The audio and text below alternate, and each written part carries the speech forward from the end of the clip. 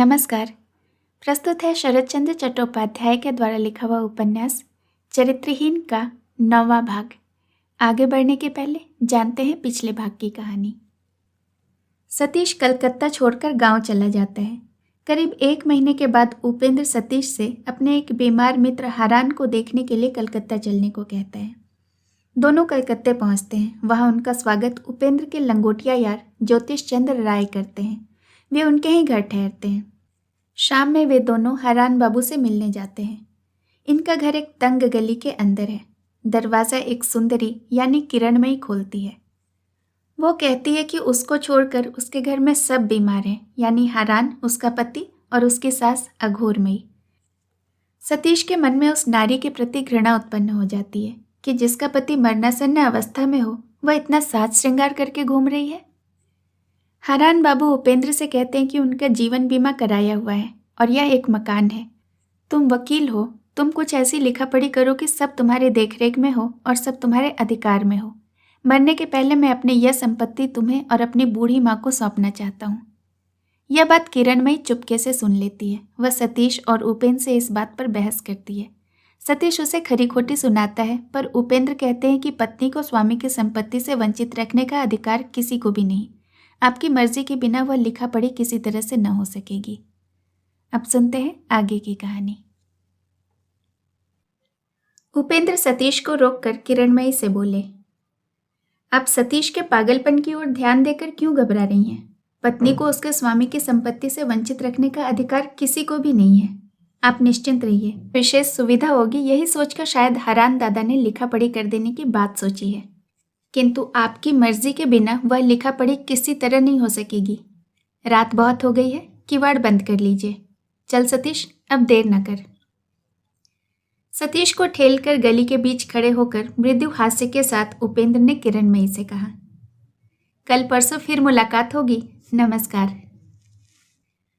उस सुनसान गली से निकलकर दोनों जने एक घोड़ा गाड़ी पर सवार हुए और गाड़ी की खुली खिड़कियों के भीतर से सड़क की धीमी पड़ रही भीड़ की ओर चुपचाप ताकते चले। बातचीत करने के अनुकूल किसी के मन की दशा न थी। उपेंद्र व्यथित चित्त से सोचने लगे, कल ही घर लौट जाऊंगा। अच्छा हो या बुरा, इस मामले में हाथ डालने की जरूरत नहीं है। केवल लौटने के पहले इतना भर देख जाऊंगा कि हारान दादा की चिकित्सा ठीक तौर से हो रही है या नहीं। उसके बाद कुछ नहीं। इधर 8 वर्ष से जो आदमी मन के बाहर पड़ा हुआ था, वह बाहर ही पड़ा रहे। मन ही मन इतना कहकर देह पर चढ़े हुए किसी दुष्ट कीड़े की तरह इस खींच पैदा करने वाली चिंता को जोर के साथ दूर फेंक कर उपेंद्र गाड़ी के भीतर अपने आसन पर ही एक बार संभल कर बैठ गए। भीतर दृष्टिपात करते ही उन्होंने देखा कि सतीश चितपुर रोड के किनारे एक दूसरे मंजिल के अंधकारपूर्ण बरामदे की ओर ताक रहा है। उपेंद्र ने सतीश को पुकारा, सतीश, एक चूरट तो दे रे, बड़ी ठंड है। सतीश ने बाहर ही ताकते रहकर चूरट और दिया सलाई निकालकर उपेंद्र के हाथ में दे दी। बोला कुछ भी नहीं। उपेंद्र ने चूरट लगाकर बारंबार धुआं छोड़ते हुए सतीश को सुनाकर कहा, भीतर का अंधकार भी इसी प्रकार धुएं की तरह बाहर निकल जाए। सतीश कुछ नहीं कहा। घड़ घड़ करती हुई किराए की गाड़ी परिचित अपरिचित सड़क, गली कूचे, घर मकान, दुकान बाजार लांघती हुई चली जा रही थी। चुरट जल गई, उसका धुआं आकाश में जाकर अदृश्य हो गया। तो भी दोनों जने चुपचाप राह में इधर उधर ताकते रहे। उपेंद्र ने मन में सोचा, सतीश निश्चय ही मन कुछ आंदोलन कर रहा है और कुछ न कुछ ठीक कर रहा है, नहीं तो वह इतनी देर चुप रहने वाला आदमी नहीं है। उसके सोचने विचारने का विषय क्या होगा, यह अनुमान करते ही उपेंद्र को आदि से अंत तक आज की सारी बातों का स्मरण हो आया। भीतर ही भीतर वह कांप उठे। उन्होंने मन ही मन कहा, आज यह कैसी बात हो गई? और जो हो गया वह चाहे जितना भी आकस्मिक, अतर्क और शोचनीय क्यों न हो, सबका एक संगत कारण इसके पहले ही वे ठीक कर चुके थे। किंतु सतीश क्या देखकर उस असहाय अपरिचित नारी से झगड़ने के लिए कमर कसकर खड़ा हो गया, किसी तरह उनकी समझ में न आ रहा था। घर की बहू अपने सिर पर सवार विपत्ति की आशंका से केवल आत्मरक्षा के लिए 2-1 कड़ी अप्रिय बातें कह सकती है, यह एक सीधी सी बात है। सतीश इसे नहीं समझ सकता, इस पर उपेंद्र विश्वास नहीं कर पा रहे थे। सतीश गंवार मूर्ख है, किंतु निर्बोध नहीं। माता सरस्वती ने सतीश को जिससे वंचित किया था, पंडित चाणक्य ने विशेष रूप से ही उसकी पूर्ति कर दी थी। उपेंद्र अगर यह बात न जानते होते तो सतीश के आज के व्यवहार से शायद उन्हें इतनी पीड़ा न होती। मौत के मुंह पर पैर लटकाए हुए हारान बाबू के वसीयत करने के प्रस्ताव में एक विचित्रता, एक विशेषता होने के कारण ही उपेंद्र बाबू इतने थोड़े समय में ही बहुत सी बातें सोच ले सके थे। बाल्यावस्था के मित्र की जीवनमृत देह के पास बैठकर उन्होंने सोचा था कि ये दोनों अनाथ स्त्रियां जब तक जिएंगी तब तक वह उनकी देखरेख और भरण पोषण करेंगे।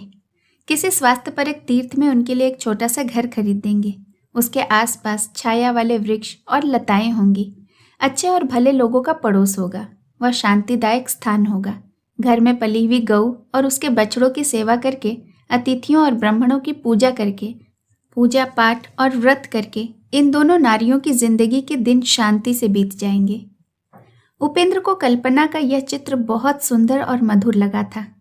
शायद इस कल्पित चित्र में एक और वृक्ष लताओं की आड़ में सब प्रयोजनीय सामग्रियों के पीछे अनजाने में ही वे अपना स्थान भी अंकित करने का प्रयास कर रहे थे। इसी बीच किरणमय के कुत्सित अभियोग ने और संदेह से शुद्ध गर्म श्वास ने बवंडर की तरह उठकर उस चित्र को ऐसा मिटा दिया था कि उसका चिन्ह तक नहीं रहा। उपेंद्र से और चुप नहीं रहा गया। उन्होंने सतीश को पुकार कर कहा, सतीश, तू क्या सोच रहा है रे?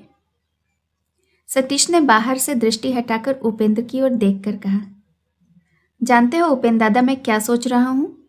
बचपन में मैंने एक उपन्यास पढ़ा था, उसी की बातें सोच रहा हूँ। उपेंद्र ने पूछा, कौन सा उपन्यास?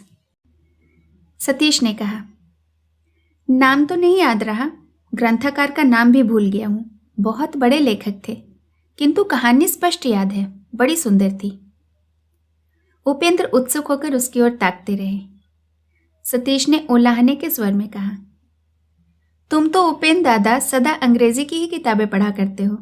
इतनी अवस्था तुमने अंग्रेजी की सेवा में बिता दी, कभी अपने मातृभाषा बंगला की ओर आंख उठाकर भी नहीं देखा। किंतु मैं कहता हूँ हमारे देश की भाषा में ऐसी अच्छी अच्छी किताबें हैं कि एक बार पढ़ लेने से अच्छा खासा ज्ञान प्राप्त हो जाता है। इतना कहकर एक लंबी सांस छोड़कर सतीश चुप हो गया।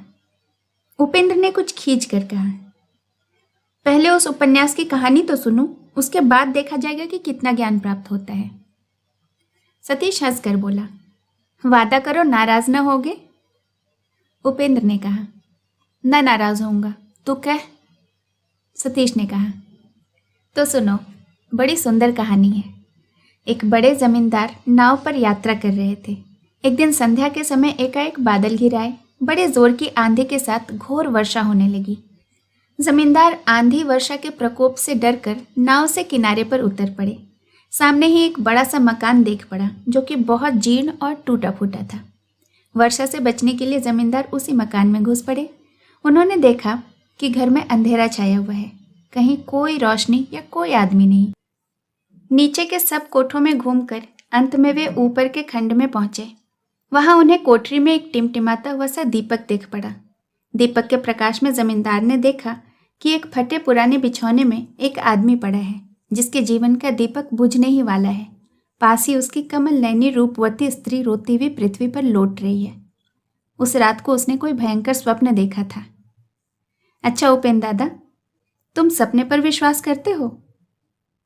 उपेंद्र ने संक्षेप में कहा, नहीं। इसके बाद क्या हुआ? सतीश ने कहा, इसके बाद उसी रात को वह आदमी मर गया। जमींदार साहब उस कमल नैनी विधवा को घर ले आए और जबरदस्ती उससे ब्याह कर लिया। चारों ओर लोग छी छी करने लगे और इसी दुख से उनकी पहली स्त्री ने विष खाकर आत्महत्या कर ली। बार बार कमल नैनी के उल्लेख से उपेंद्र ने समझ लिया कि सतीश बंकिम बाबू के उपन्यास विष वृक्ष की कीचड़ बाहर निकाल रहा है। सतीश की स्मरण शक्ति का परिचय पाकर और समय शायद उपेंद्र खूब हंसते, लेकिन इस समय उन्हें हंसी नहीं आई। इस उल्टे सुलटे अस्त व्यस्त कथानक के भीतर से एक कुत्सित सत्य बहुत तीक्ष्ण वाण की तरह वेग से आकर उपेंद्र के हृदय के भीतर गड़ गया। यह तो सतीश की यादाश्त नहीं, उसके मन की आशंका है। वह आशंका क्या है? और विष वृक्ष के डाल पत्ते तोड़कर उसे किस आधार पर अपने सांचे में ढाला गया है, यह सोचकर उपेंद्र घोर लज्जा से संकुचित हो उठे। सतीश ने अंधकार में देखा नहीं कि क्षण भर के लिए उपेंद्र का चेहरा जर्द पड़ गया है। इसी से उसने चोट पर चोट देकर व्यथा के ऊपर व्यथा पहुंचाते हुए कहा, नहर खोदकर मगर मत लाओ उपेंद्र दादा। उपेंद्र इसका कुछ जवाब न दे सके। बहुत देर चुप रहने के बाद धीरे धीरे बोले, बंगला उपन्यास की बात जाने दो, तुम मुझे क्या उपदेश देना चाहते हो, सुनूं? सतीश ने हंसकर कहा, यह देखो उपेंद्र दादा, तुम तो नाराज हो गए। मैं तुमको उपदेश नहीं दे सकता, किंतु पैर पकड़कर अनुरोध जरूर कर सकता हूं। अब वहां तुम्हें फिर जाने की जरूरत नहीं है। वे लोग भले आदमी नहीं हैं। उपेंद्र, वे लोग? कौन कौन? सतीश, खफा न होइए उपेंद्र दादा, यह बहुवचन का प्रयोग तो भद्र समाज का शिष्टाचार मात्र है। मैंने हरान बाबू के बारे में नहीं कहा है। वह तो अब भले बुरे के विचार से ही परे हैं। उनकी माँ को भी मैंने नहीं देखा। मैंने तीसरे ही आदमी के बारे में कहा है।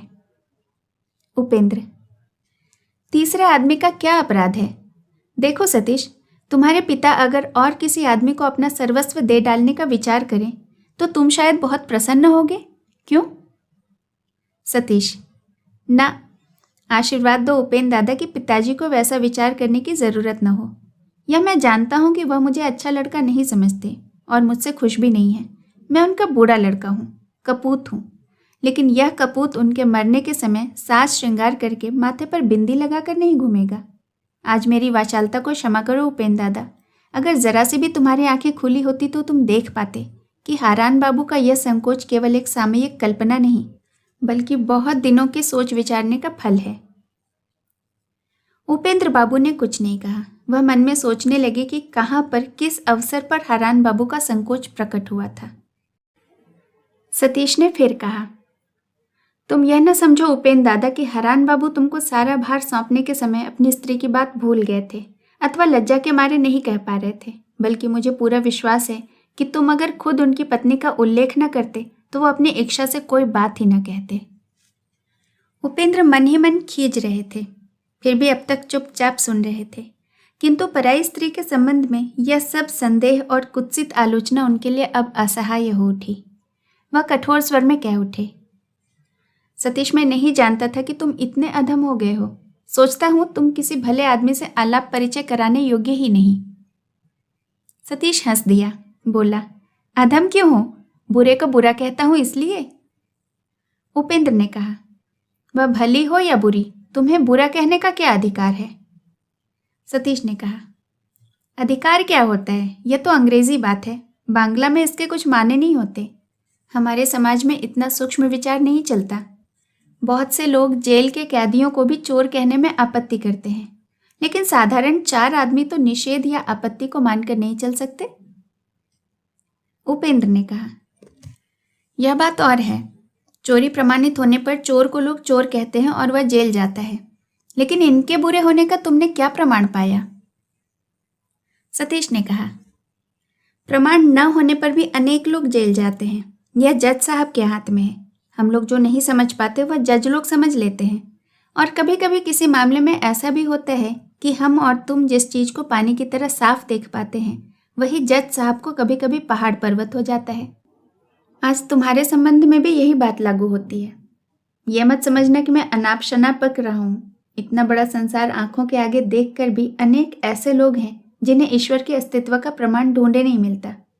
मैं जानता हूँ कि तुम नाराज होगे, क्योंकि तुम सदा भले आदमियों से मिले हो, अच्छाई ही तुमने देखी है।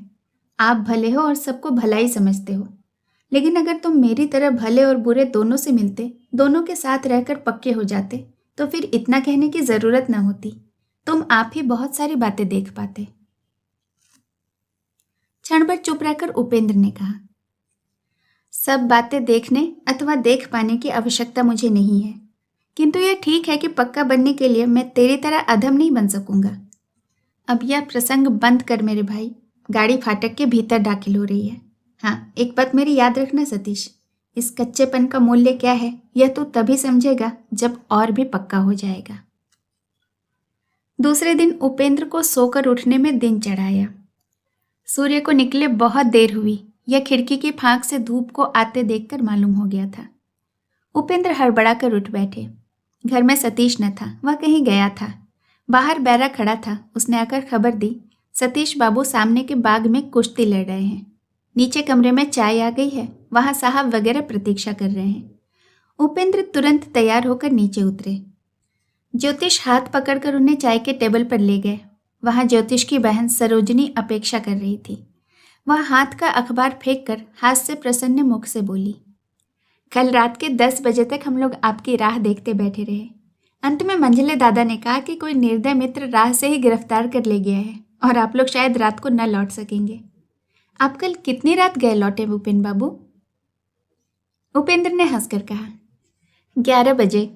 एक विशेष काम में फंस गया था जिससे आप सब लोगों को क्लेश पहुंचा। ज्योतिष ने कहा, सो तो हम समझते हैं, हमने थोड़े ही यह समझा कि तुम लोग बेकार ही राह के चक्कर काटते रहे होगे। सतीश बाबू कहाँ गए?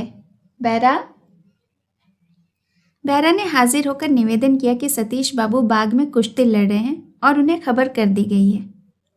बैरा के चले जाने पर ज्योतिष ने उपेंद्र की ओर देखकर कहा, कुश्ती कैसी जी? और भी कोई है क्या जिससे कुश्ती लड़ रहे हैं?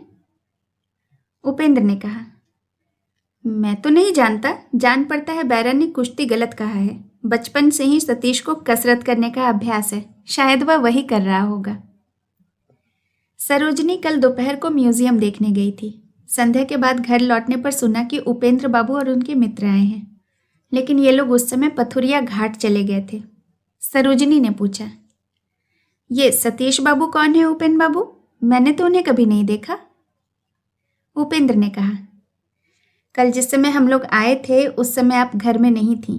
सतीश मेरा बाल बंधु है, मगर वह अवस्था में मुझसे बहुत छोटा है। यह लो, सतीश आ गया। सतीश ने कमरे में प्रवेश किया। कैसे सुंदर बलिष्ठ सुडौल देह थी। माथे पर उस समय भी पसीने की बूंदें झलक रही थी। सुश्री गोरे चेहरे पर सुर्खी आ जाने से वह और भी सुंदर दिखाई दे रही थी। सरोजिनी ने पल भर उसकी ओर देखकर आंखें झुका ली। ज्योतिष ने कहा, बैरा कहता था कि आप कुश्ती लड़ रहे हैं। आप कुश्ती लड़े या कसरत करें, चाहे जो भी करें, आपकी देह को देखकर ईर्ष्या होती है। जान पड़ता है मुझ जैसे 4-5 आदमी भी आपसे भिड़ने का साहस नहीं कर सकते। सतीश ने जरा हंसकर कहा, बिना परीक्षा के इतना बड़ा सर्टिफिकेट मत दीजिए। इसके सिवा केवल शरीर के जोर से क्या होगा, और कोई जोर तो है नहीं। सतीश के इस कथन से अंतिम दुख का आभास ध्वनित हुआ। सरोजनी ने प्यालियों में चाय ढालते ढालते अपने मन में यह अनुमान किया कि शायद सतीश बाबू के घर की दशा अच्छी नहीं। ज्योतिष पहले ही उपेंद्र बाबू से सब सुन चुके थे। उन्होंने कुछ नहीं कहा, चुप रहे। इतने में चाय की प्यालियां भर गईं। सतीश उधर भी कुछ ध्यान न देकर दीवार में लगे हुए चित्र की ओर एक टक देखता रहा। ज्योतिष ने कहा, आइए सतीश बाबू, चाय तैयार है। सतीश ने वहां से हटकर जरा हंसकर कहा, आप लोग शुरू कर दीजिए, मैं स्नान किए बिना कुछ नहीं खाता पीता। ज्योतिष ने कहा, खूब, मैं तो जानता ही न था। अच्छा तो आप जाइए, नहा धो कर आइए, देर न कीजिए। बैरा, सतीश ने कहा, नाना आप प्रतीक्षा न करें, स्नान तो मेरा यथा समय ही होगा। इसके सिवाय इतने खाने पीने का मुझे अभ्यास नहीं है। दोपहर को मैं साधारण लोगों से कुछ अधिक भोजन करता हूँ। बेवक्त चाय वगैरह बेकार चीज़ों का सेवन करके उसमें बाधा डालना मैं पसंद नहीं करता। इससे तो अच्छा यह होगा कि मैं हारमोनियम खोलकर 1-2 भजन गा लूँ। आप लोगों के दोनों काम साथ साथ चलें। गाने के प्रस्ताव से सरोजनी अत्यंत प्रसन्न हो उठी। सिर उठाकर अचानक कह उठी, यही ठीक है। किंतु यह कह डालने के बाद ही अप्रतिभ होकर सिर नीचा कर लिया। यह बात उसे स्वयं ही बेतुकी लगी। ज्योतिष ने हंसकर कहा, मेरी बहन को गाना मिल जाए फिर उसे कुछ नहीं चाहिए।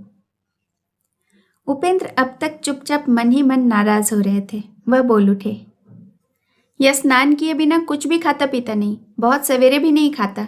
हम लोग उसकी खुशामद बराबर करते रहें और इधर प्यालियों की चाय ठंडी हो जाए, यह भी कोई बात है? ले सतीश, तुझे जो भजन वजन गाना हो गा ले, मुझे और भी काम है। यूं कहकर उपेंद्र ने अपनी चाय की प्याली उठाकर मुंह से लगा ली। ज्योतिष मन में बहुत आराम पाकर मंद मंद मुस्कुराने लगे। सतीश दूर की एक कुर्सी पर बैठ गया। इसके बाद उसका गाने का उत्साह जाता रहा। सरोजनी उदास होकर सिर झुकाए चम्मच से चाय चलाने लगी। उपेंद्र ने चाय पीते पीते कहा, इसे साथ लेकर कहीं भी चैन नहीं मिलता। इसका स्वभाव ही ऐसा दुनिया से निराला है कि एक न एक कोई झगड़ा खड़ा कर ही देगा। मैं तो इसे ही सौभाग्य की बात मानता हूँ कि इसने सवेरे के समय गाने के प्रस्ताव के बदले शहनाई बजाने का प्रस्ताव नहीं किया।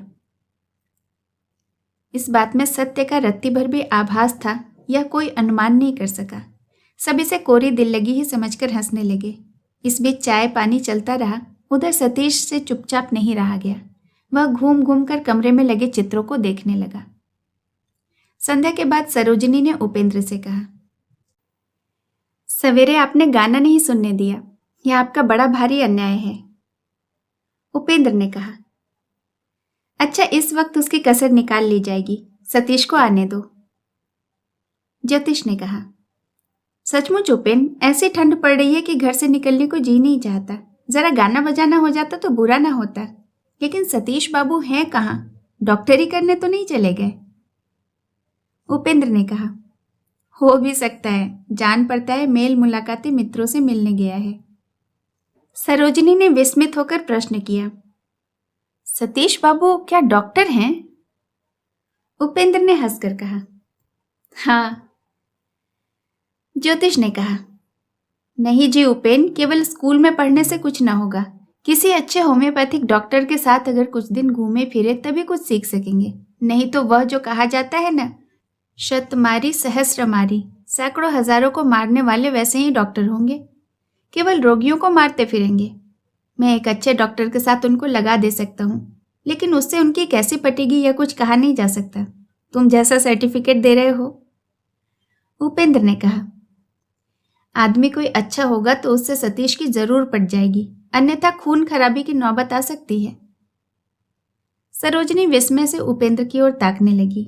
ज्योतिष ने कहा, तब तो और भी अच्छा है। उपेंद्र ने कहा, अच्छा ही है। जो आदमी सतीश को पहचान सकेगा, उसके सब गुण दोषों को समझकर मन पर अधिकार कर सकेगा, वह एक बहुत बड़ी चीज पाएगा। किंतु सतीश के मन को पाना कठिन है। वह जटिल या दुर्बोध नहीं है, बल्कि बहुत सीधा और स्पष्ट है। मुझे तो जान पड़ता है कि इतना स्पष्ट होने के कारण ही लोग उसे गलत समझ बैठते हैं। मतभेद होने पर हम लोग जहाँ भद्रता की दुहाई देते हैं और शिष्ट भाव से मतभेद के कारण मन भारी करके चले जाते हैं, वहाँ वह हाथापाई करके उसका फैसला कराता है। मन भारी करके चुप रहना उसने सीखा ही नहीं। मैं उसे बचपन से जानता हूँ। मैंने कभी नहीं देखा कि उसके मन में कुछ और हो और मुंह से कुछ और कहे। इसी कारण मैं उसे इतना प्यार करता हूँ। ज्योतिष हंसने लगे, बोले, इसी से तुम उसे लेकर सर्वसाधारण के बीच चलना फिरना कठिन बता रहे थे। उस समय उपेंद्र का मन ज्योतिष की ओर नहीं था। इसी से ज्योतिष की बात कानों में पड़ने पर भी उपेंद्र के हृदय तक नहीं पहुंची। बाल्य बंधु सतीश के विरुद्ध कल रात का अपना व्यवहार और रूढ़ भाषा उनको भीतर ही भीतर क्लेश दे रही थी। इसी कारण बातों के सिलसिले में उनका मन गत दिन के अत्यंत एकांत प्रदेश में पहुंच गया। किशोर दिनों में छोटे बड़े लड़ाई झगड़ों में भिन्न भिन्न मोहल्ले के छोटे छोटे और हमजोली के लड़कों के साथ हाथापाई, मारपीट तथा और भी अनेक प्रकार की आपत्ति विपत्तियों में सब जगह सतीश ने अपनी भारी भरकम देह और भारी बल से उपेंद्र का साथ दिया है। उन सब याद तथा भूली बिसरी बातों के बीच आकर उपेंद्र का हृदय अत्यंत अनुतप्त हो उठा। और जब ज्योतिष के प्रश्न के उत्तर में उपेंद्र ने कहा कि हाँ, इसी कारण, ठीक इसी कारण मैं सतीश को इतना प्यार करता हूँ, तब ज्योतिष और सरोजनी दोनों विस्मित दृष्टि से उनका मुंह ताकने लगे। उपेंद्र की इस असंबद्ध बातों का ठीक अर्थ दोनों में से किसी के समझ में न आया, किंतु दूसरा प्रश्न करने का भी मौका नहीं रहा। चुपचाप पर्दा उठाकर सतीश ने भीतर प्रवेश किया। उसे सबसे पहले सरोजनी ने देखा। आनंद व्यंजक कलरव के साथ वह सतीश का स्वागत कर उठी। खूब हुआ, सतीश बाबू आ गए। सतीश ने चुपचाप सबकी ओर एक दृष्टिपात करके हंसते हुए चेहरे से कहा, जान पड़ता है मेरी ही चर्चा हो रही थी। उपेंद्र दादा अब मुझे किसी को मुंह दिखाने लायक न रखेंगे। इतना कहकर थोड़ी दूर पर सतीश एक कोच पर बैठने लगा। उपेंद्र ने अंगुली से हारमोनियम की ओर इशारा करके कहा, एकदम वहां जाकर के बैठो। सरोजनी देवी मुझे दोष दे रही हैं कि केवल मेरे ही कारण आज सवेरे से गाना नहीं हो सका। सतीश ने हारमोनियम के पास वाले आसन पर बैठकर कहा, इस समय तो गाना नहीं हो सकेगा, यह तो शहनाई बजाने का समय है उपेन दादा। उस रात को कुछ अधिक रात बीतने पर बैठक समाप्त होने पर बिछौने पर लेटकर सरोजनी ने एक लंबी सांस छोड़कर मन ही मन कहा, अगर वह मेरे कोई आत्मीय होते तो उन्हीं से सीखती।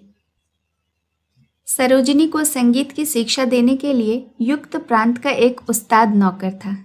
उसी की जगह सतीश की कल्पना करने के लिए सरोजनी तरह तरह के उपाय सोचती हुई सो गई। शेष कहानी अगले भाग में। कहानी सुनने के लिए बहुत बहुत धन्यवाद।